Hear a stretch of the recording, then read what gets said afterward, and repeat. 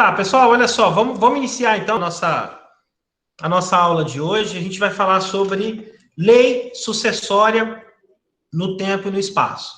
Então, olha só, de acordo aí com a regra aí do 1785, né, a sucessão abre-se no lugar do último domicílio do falecido. E a regra lá do 1787 ainda prevê o seguinte, que a lei que regula o direito à herança, a legitimidade para recebê-la no bojo do inventário ou arrolamento, é a lei vigente ao tempo da morte, tá? Então, isso daqui já é posição do STJ, ó, tá? Do julgamento aí do recurso especial 205.517 de São Paulo, tá? E também no 740 ou 127 de Santa Catarina, tá? Se vocês quiserem até anotar aí esses dois recursos aí do STJ aí, podem anotar. Então, só para poder facilitar de novo aí a compreensão de vocês, ó, você abre a sucessão no lugar do último domicílio do falecido e a lei que vai regular o direito de herança, a legitimidade para recebê-la, no bojo do inventário ou do arrolamento, é a vigente ao tempo da morte, tá? Então, o que vai acontecer aqui na prática? Vai verificar, né, ao tempo que ocorreu o falecimento e vai ali verificar, ó, qual que é a lei que está aplicando aqui? Ah, é a lei X, então é essa daqui que vai ser aplicada independentemente de em vida, né, ele ter feito o testamento, ou o arrolamento, ou qualquer doação, ou situação que importe em qualquer compromisso aí, ou qualquer situação jurídica aí que tenha envolvido, ou que tenha sido feito na vigência de outra lei, tá? Então, o que vai importar aqui para o direito é o momento que houve a morte, tá? A legislação que vai ser aplicada, então, é a do momento da morte. Alguém sabe aí o que vem a ser o princípio da Sunshine? Alguém já ouviu falar? Alguém já ouviu falar? Não, professor, não tem que falar. Não?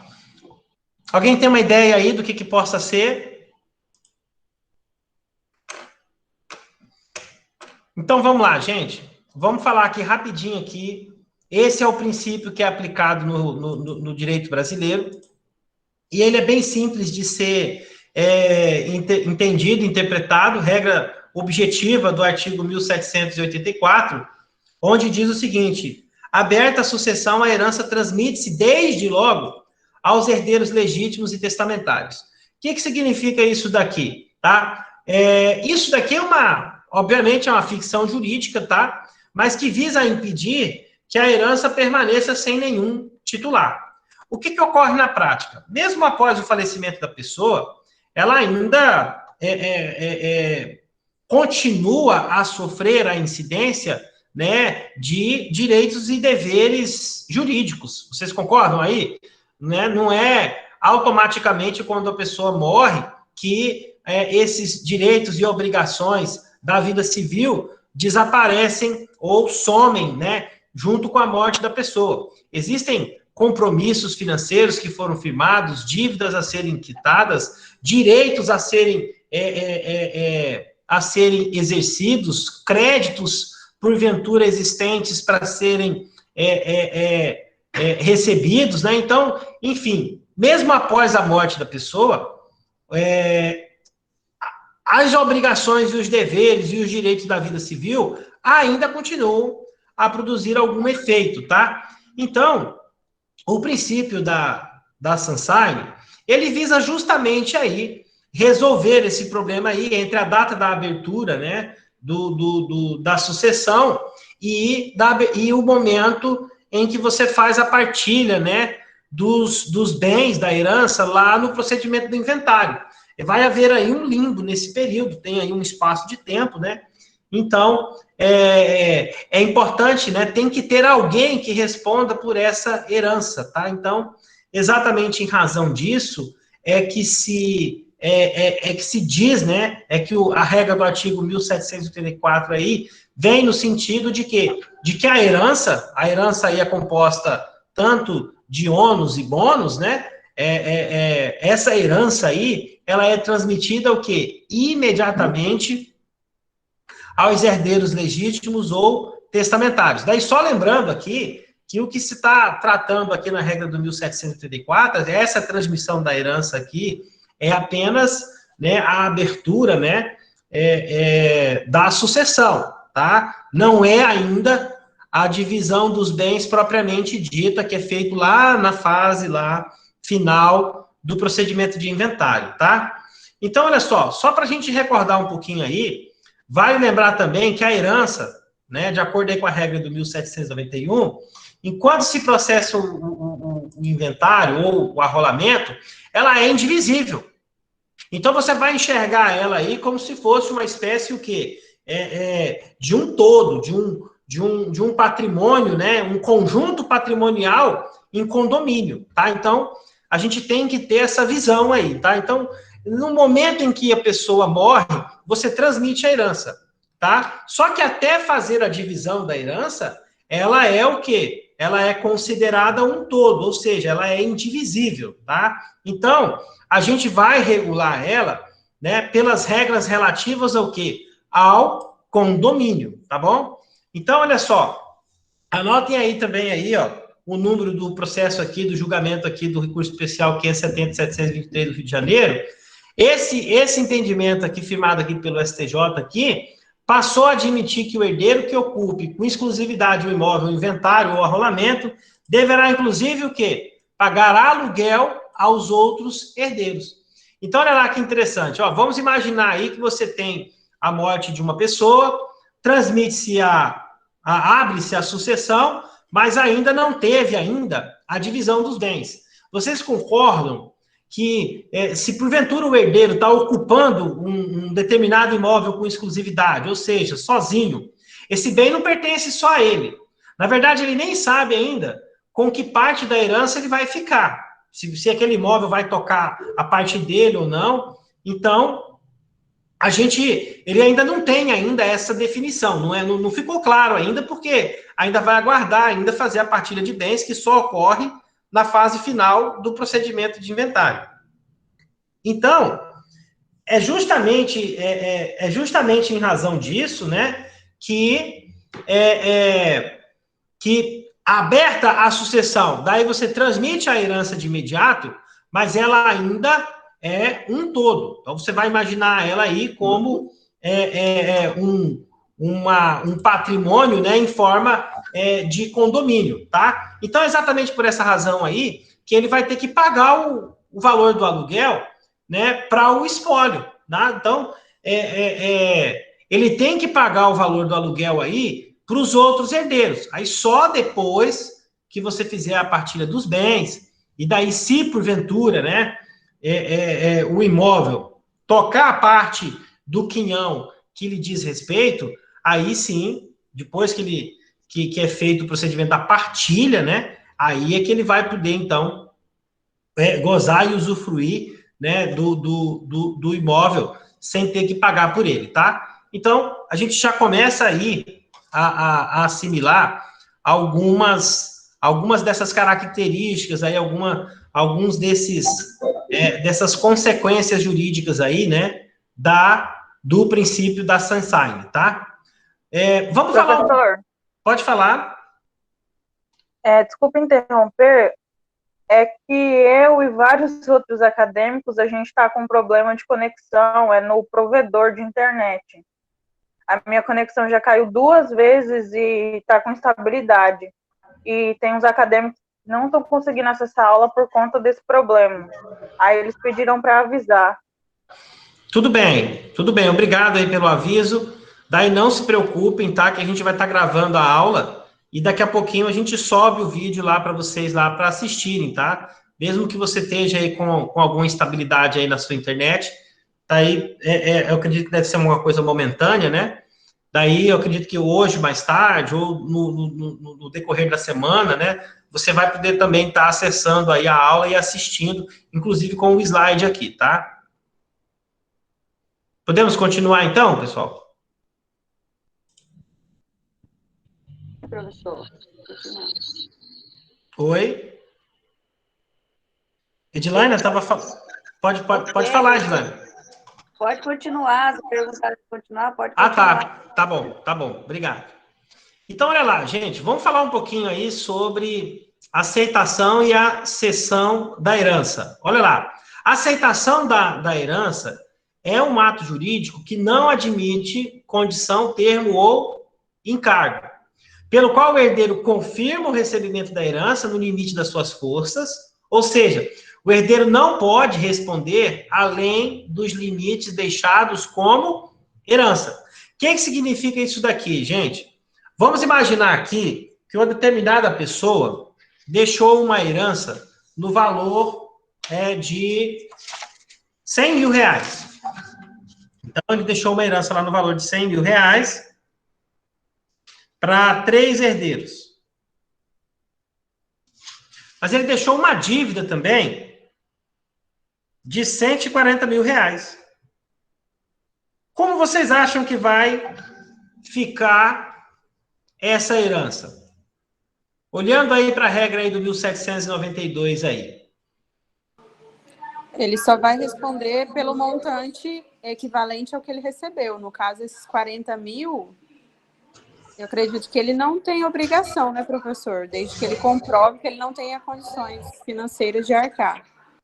Na verdade, ele não precisa nem comprovar, porque a regra aqui do 1792, ó, ela é muito clara. Ó. O herdeiro não responde por encargos superiores às forças da herança. Porém, a prova do excesso, incumbe, né, a prova do excesso se houver um inventário que a excuse, demonstrando o valor dos bens herdados, tá? Ele tem apenas que comprovar, né, que o valor da herança é menor do que o valor da dívida, tá? Ele comprovando que a dívida é maior, daí ele não tem que arcar com o valor remanescente, tá? Isso aqui é muito comum.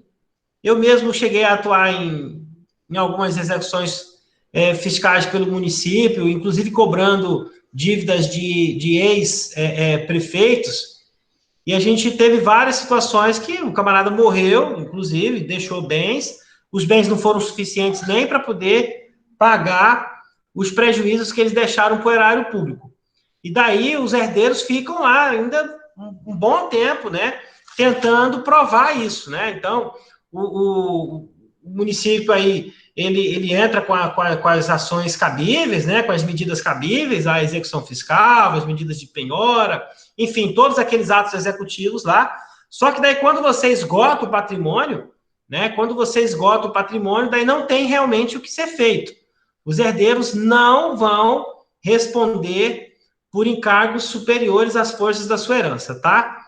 Então, é exatamente isso daí que diz, né, a regra do 1792, tá? Então, basta você comprovar isso daí, tá? Outra situação aqui também, que é uma construção jurisprudencial, tá? É a questão aí do inventário negativo, tá? Então, o que você pode estar fazendo aqui também? Você pode entrar com o inventário para você poder demonstrar que você só teve o quê? Dívidas. E é mais comum do que vocês imaginam também.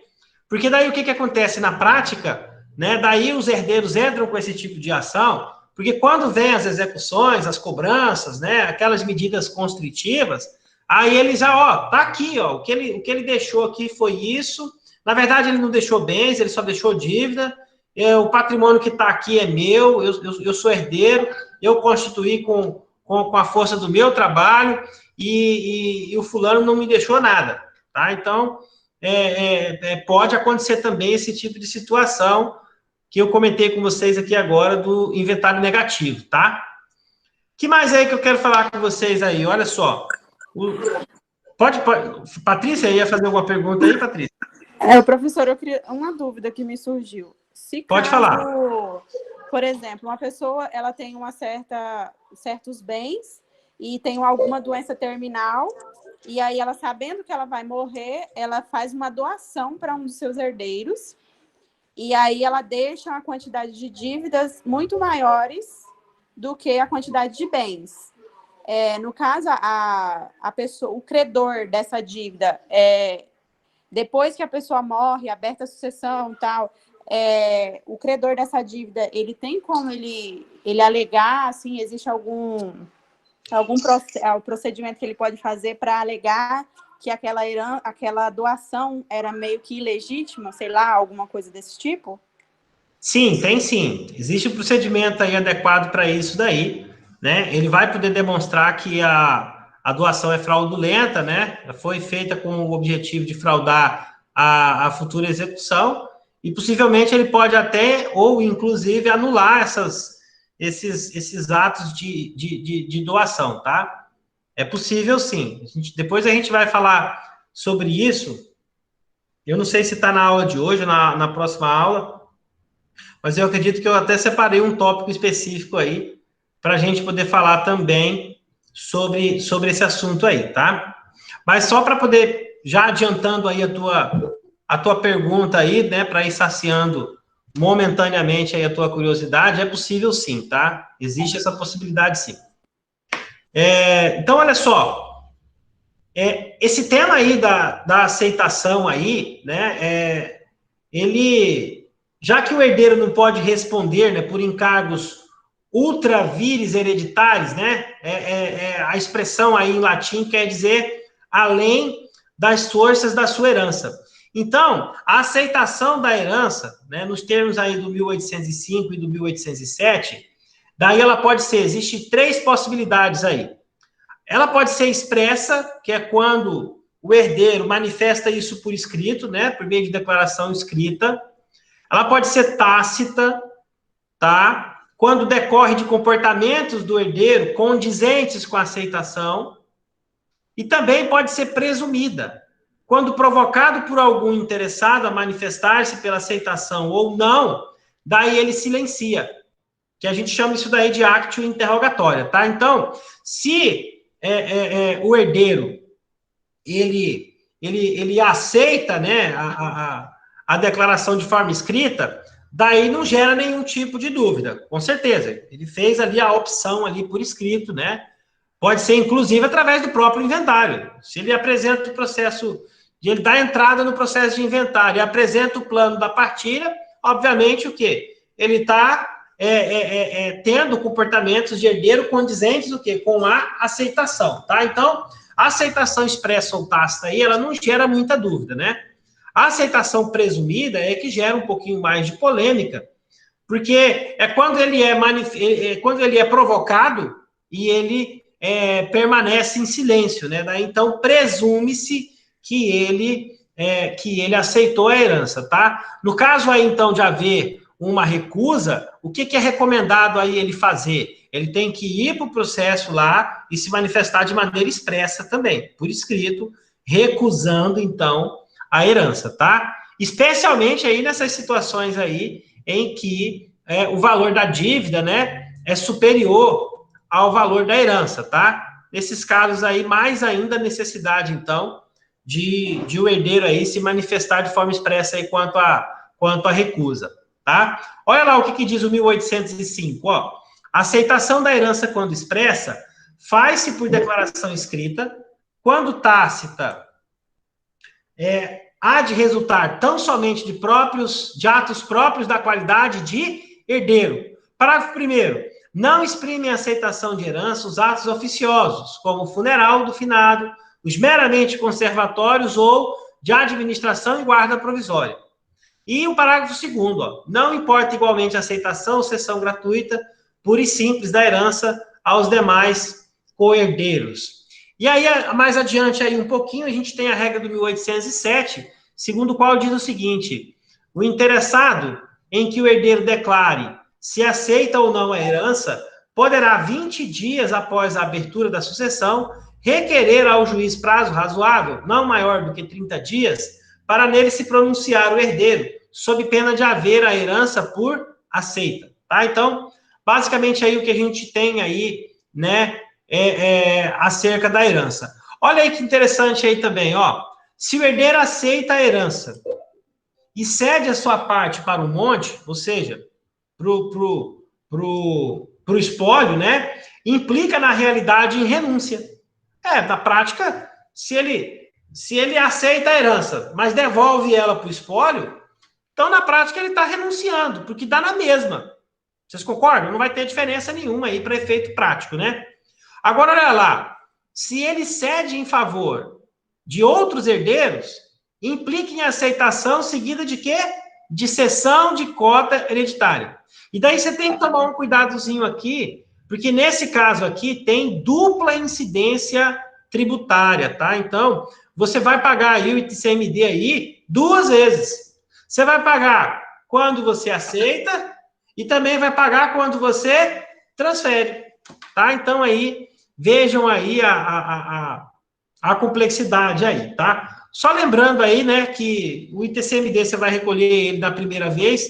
Na segunda vez, como vai se tratar aí de transferência de atos intervivos, né, daí vai incidir o ITBI, não mais o ITCMD, tá? Só para a gente poder diferenciar um pouquinho aí. Vocês já tiveram aula de tributário, né? Sim, professor. Então tá, então. Então vocês já estão por dentro aí do que eu estou falando, né? Vamos dar uma olhadinha aqui no 1793 de seguintes, ó.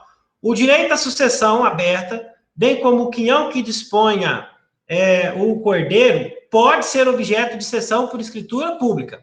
Tá? Isso aí a gente já viu que hoje em dia você pode fazer, inclusive, o inventário por meio de escritura, né? Olha lá. Os direitos conferidos ao herdeiro, em consequência de substituição ou direito de acrescer, presumem-se não abrangidos pela cessão feita anteriormente. Daí o parágrafo 2º diz o seguinte: é ineficaz a cessão pelo cordeiro de seu direito hereditário sobre qualquer bem da herança considerado singularmente. E o parágrafo 3º também diz o seguinte: é ineficaz é a disposição sem prévia autorização do juiz da sucessão por qualquer herdeiro de bem componente do acervo hereditário pendente de indivisibilidade. Então, basicamente, o que tem que acontecer? Para você poder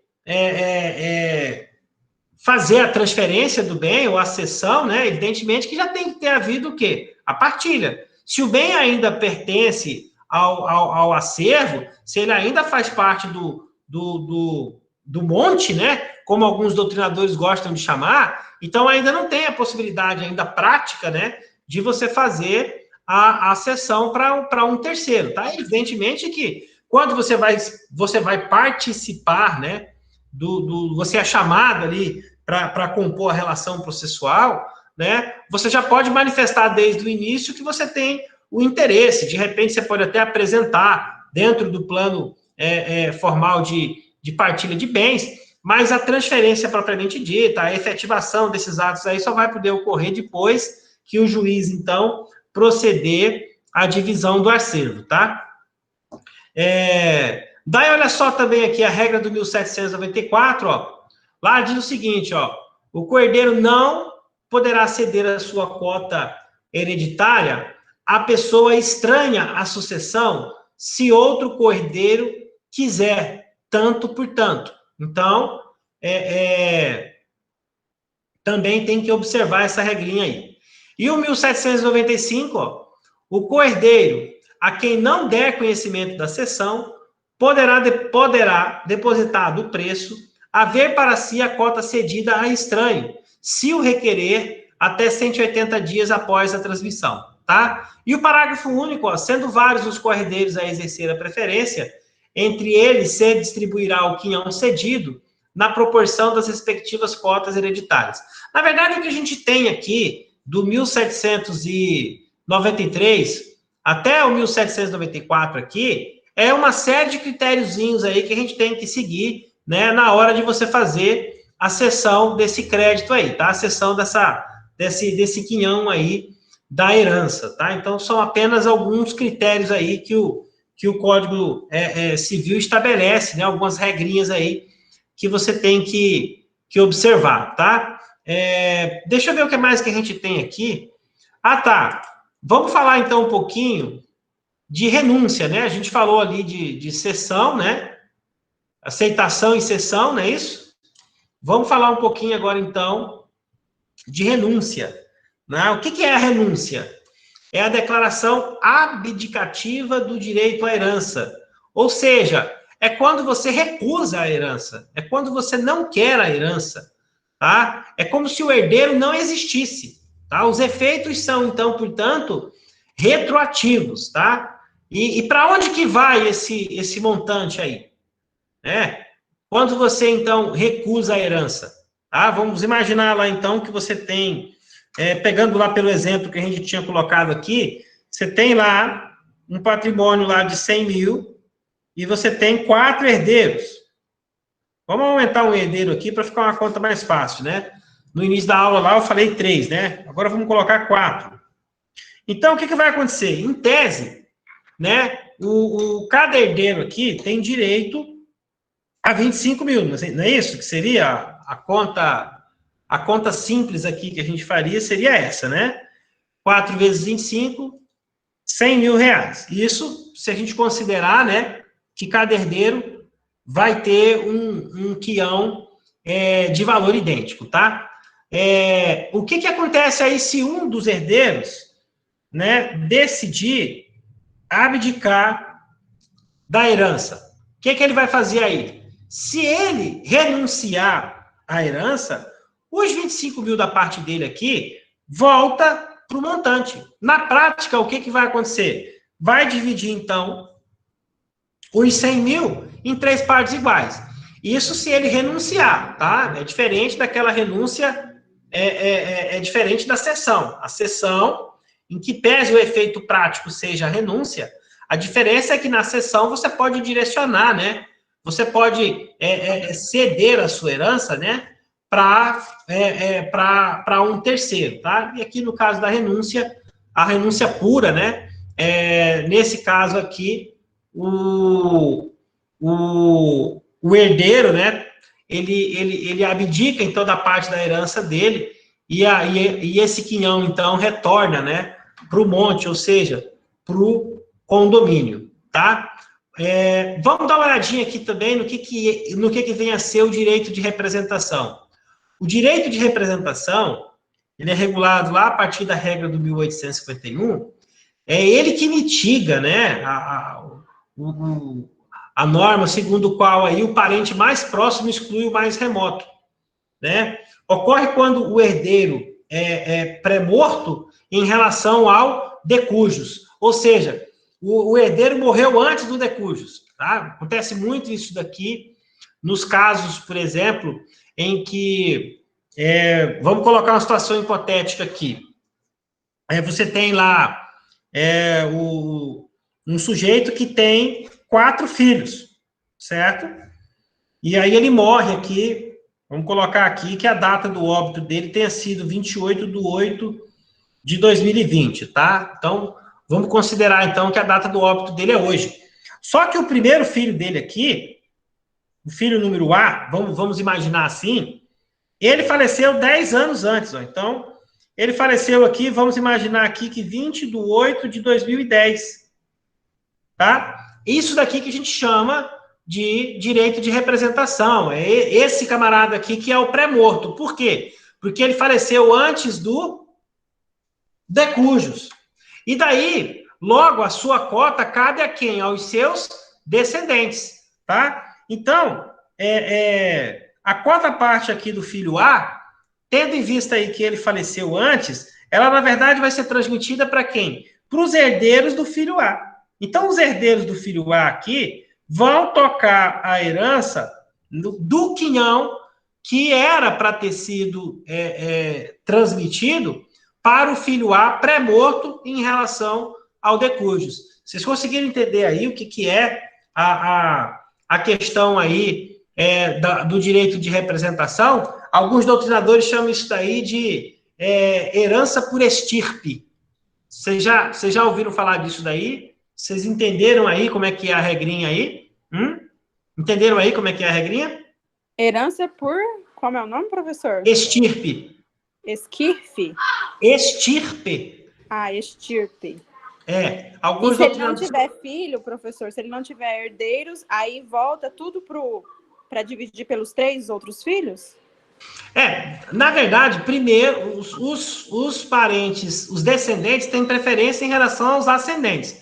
Aí vai depender muito. Se o de cujos ainda tiver ascendentes, ou seja, pai e mãe vivos, né? Daí o quinhão retorna para o pai ou a mãe, né? Agora, se ele não tiver nem pai nem mãe vivos, daí esse quinhão aí retorna para o monte, tá? É basicamente isso daí mesmo.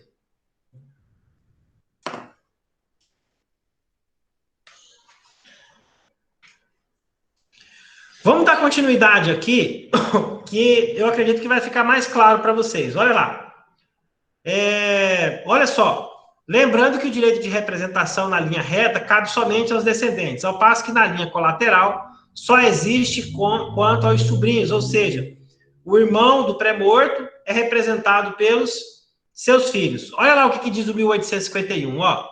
Dá-se o direito de representação quando a lei chama certos parentes do falecido a sucederem todos os direitos em que ele sucederia se fosse vivo. O direito de representação dá-se na linha reta descendente. Ah, tá. Nunca na antecedente. Então, só corrigindo aqui a informação que eu passei para vocês agora há pouco, naquele exemplo lá que eu dei, tá? Então, a herança aqui, no caso, ela teria que voltar realmente para o monte, porque ela não poderia ser transmitida aqui para os ascendentes por conta da regra expressa aqui do 1852, que veda, no caso concreto aqui, a transmissão para os ascendentes. É apenas para os descendentes, tá? Então, só corrigindo aí a informação que eu passei para você agora há pouco, a herança por estirpe aí, ou seja, o direito de representação, ele só toca, então, na linha reta descendente, tá? Olha lá o 1853, ó. Na linha transversal, somente se dá direito de representação em favor dos filhos do irmão do falecido, quando com irmãos deste concorrerem. E o 1854? Os representantes só podem herdar, como tais, o que herdaria o representado se fosse vivo. Daí eu até expliquei isso para vocês aqui, né? É só a parte do quinhão dele, tá? E o 1855, ó, o quinhão do representado partir-se-á por igual entre os representantes. Naquele caso hipotético lá, que ele herdou aqui o patrimônio do de cujos, mas ele é pré-morto em relação a ele, então o patrimônio vai ser dividido entre os herdeiros, e digamos que ele tenha 5 herdeiros. Olha lá, você tem uma herança aqui, então, de 100 mil, com 4 herdeiros, sendo um deles pré-morto, o filho A. O filho A, então, ele recebe quanto? 25 mil, não é? Se os herdeiros, obviamente, a gente está considerando aqui que eles tenham um quinhão em partes iguais, tá? Então, imaginando isso daí, esse exemplo aí hipotético, que nem sempre é assim, porque existem algumas diferenças, né, dependendo do testamento, dependendo também da condição do herdeiro legal, se ele é cônjuge, se não, se é filho, enfim, existem algumas diferenças aí, né? Mas vamos considerar, só para a gente fazer a conta aqui de maneira simples, que os quinhões, o quinhão da herança aí seja dividido aí, né, o monte aí, em partes iguais. Daí daria 25 mil para cada um. Nesse exemplo hipotético aí, se o filho A é pré-morto em relação ao de cujos, e ele tem 5 herdeiros, e pela regra aqui do 1855, você tem que dividir em partes iguais, quanto cada herdeiro do filho pré-morto em relação, do herdeiro pré-morto, né, em relação ao de cujos, vai receber nesse exemplo hipotético aí? Quem sabe me dar a resposta aí? São 5 filhos? São 5 filhos. 5 mil cada um. Exatamente, muito bem. É bem simples, tá? Na prática não é complicado de você fazer esse cálculo, não, tá? Vocês podem ficar tranquilos aí que normalmente é simples mesmo, tá? Daí, olha só, vamos falar um pouquinho, então, agora, sobre a legitimidade para suceder. Vamos falar um pouquinho aqui, então, sobre a legitimidade para suceder, tá? regrinha lá do 1798 e o 1799 do Código Civil. Então, olha só que interessante isso daqui, ó. Legitimam-se a suceder às pessoas nascidas ou já concebidas no momento da abertura da sucessão. Quem sabe a diferença entre uma pessoa nascida e concebida? A nascida é a que nasceu com vida e respirou, né? E a concebida é o momento da concepção. O momento da concepção. Muito bem. Então, vamos imaginar aí que o camarada, né, ele já foi concebido, ele não nasceu ainda, mas ele está dentro do útero. Tem direito à herança? Tem. Se demonstrar que ele foi concebido no momento da abertura da sucessão, ele tem direito à herança, tá? Então, essa é uma regra importante, hein? Essa é uma regra importante, tá? Inclusive, nessa questão aí, por exemplo, aí da abertura da sucessão, até a ordem, tá, da morte, ela implica em uma diferença substancial na hora de você fazer a divisão e a partilha de bens. Lembra lá que eu falei para vocês que, a depender do regime de casamento, né, e a comparação aí entre os herdeiros legais, existe uma diferença de quinhão? Por exemplo, dependendo do regime do casamento, se é união estável, se não é. Então, essas questões aí podem diferenciar, não pode? Vamos imaginar aqui um exemplo hipotético aqui. Um casal de viagem, tá lá o marido e a esposa, eles têm 3 filhos. Sendo que 2 filhos são apenas do pai e um filho da mãe. Do seu casamento anterior, tá? Então, hipoteticamente aqui, vamos tentar construir esse exemplo aí. Vamos lá. Você tem um casal que tem 3 filhos no total, 2 filhos em comum e um filho que é só da mãe do casamento anterior. Vamos imaginar que eles sofrem um acidente de trânsito vindo na BR e falecem os 2. Vocês concordam que, a depender de você fixar quem morreu primeiro, vai ter impacto na herança? Vocês concordam com essa afirmação ou não?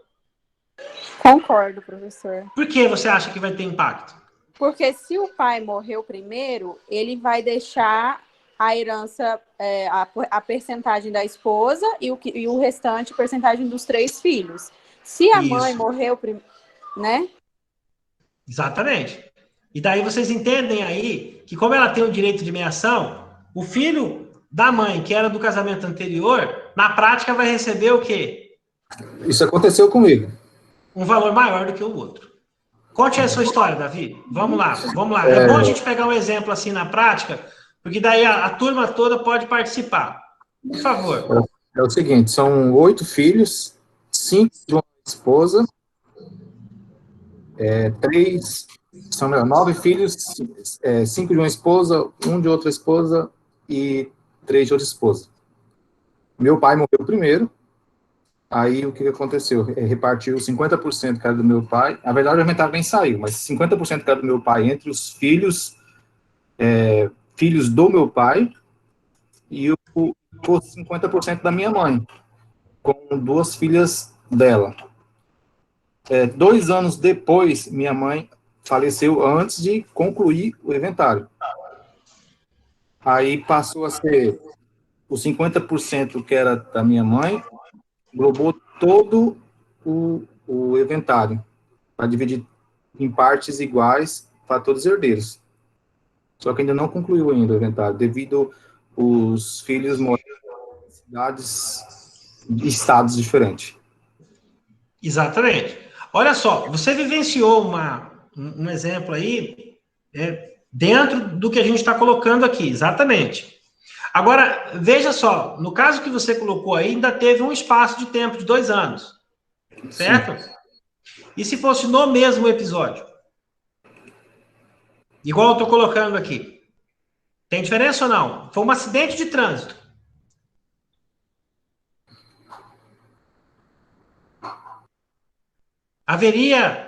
Os 2 morrem no acidente. Sim. Certo? Nessa situação hipotética, haveria diferença em relação ao exemplo que você trouxe ou não? O que você acha? Eu acho que ia ter que ele viver em pais locais. No meu ponto de vista, eu acho que não tem diferença. Quem acha que teria? Quem discorda do colega?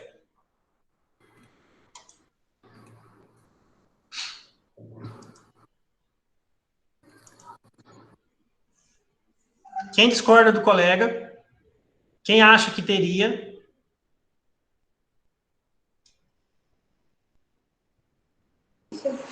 Vamos lá, pessoal. Porque assim, querendo ou não, a mãe dele ficou com 50%, a mãe do Davi. E no caso do exemplo, se a esposa morreu, ela também vai ter ela teria o direito a 50%, que automaticamente seria transmitido para os filhos dela, e esses mesmos filhos também teriam direito aos 50% do pai, que morreu primeiro. Se caso a mãe tivesse morrido primeiro, a mesma coisa, né? Porque, no caso, o esposo tem direito, né, a 50%, não é assim que funciona? O lapso temporal, eu acredito que não faça diferença. Não sei, eu, no meu entender, até onde meu conhecimento chega, né? Sei. Quem mais quer dar opinião aí? Ô, professor, eu perdi a conexão, aí eu não entendi o que é, qual o exemplo que você deu. A gente está falando aqui da hipótese em que o casal morre num acidente de trânsito e se vai haver diferença, né, na hora da gente abrir a sucessão, tá? O exemplo aí é de um casal, o esposo e a mulher, sendo que eles têm 3 filhos, sendo que 2 são filhos comuns e o outro filho é apenas do casamento anterior da mãe. E aí? Professor, assim, só voltando lá no meu caso, a gente poder entender isso aí, porque na prática que eu passei, que eu estou falando ainda, quando abriu o inventário que as minhas irmãs, filhas da minha mãe, que não eram filhas do meu pai, né, elas não entraram na parte do meu pai. Elas entraram na parte da minha mãe. Depois a minha mãe morreu, aí elas passaram a englobar o valor total. Eu não sei se foi assim, é mais ou menos assim. Na verdade, esse inventário já tem uns 5 anos que tá para sair e nunca sai. Certo. Tá, gente, olha só, anotem aí, por favor. Primeiro vocês vão anotar aí premoriência e comoriência. Vamos fazer o seguinte, eu vou dar um intervalozinho aqui agora, a gente dá um intervalozinho aqui de 15 minutos, enquanto isso você faz a pesquisa aí, o que vem a ser o Instituto da Premoriência e a Comoriência no direito sucessório, no direito de sucessão, tá? E daí, assim que a gente voltar, daí a gente volta aí nesse assunto aí de novo. Então, vamos lá, então. Um intervalozinho aí, 15 minutos. Daqui a pouquinho, a gente volta.